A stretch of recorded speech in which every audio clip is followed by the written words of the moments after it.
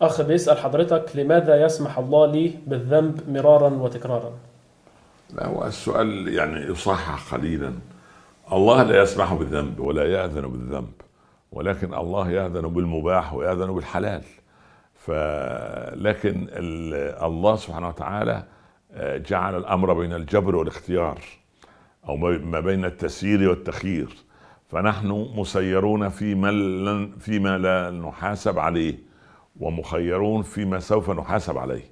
فمعنى هذا أن الإنسان هذا طريق وهذا طريق، إما شاكرا وإما كفورا.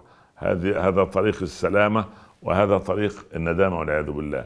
والإنسان له ما يختار طريق الخير فأهلا به، يختار طريق الشر فوزر عليه.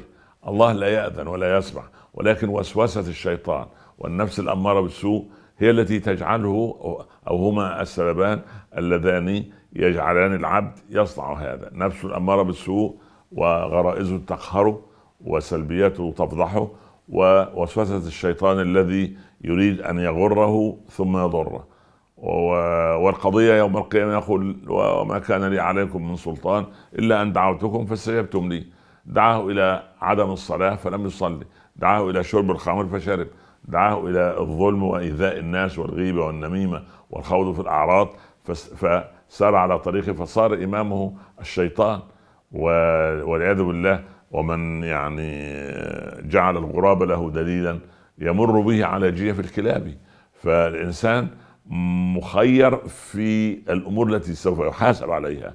هكذا رب العباد لا يسمح ولا يأذن بالعبد بالذنب، ولكن يأذن له بفعل الخيرات. والنفس الطيبة والنفس اللوامة والنفس المطمئنة هي النفس التي تركض خلف الكتاب والسنة وخلف أهل العلم وخلف أهل الفضل. هذا والله أعلم.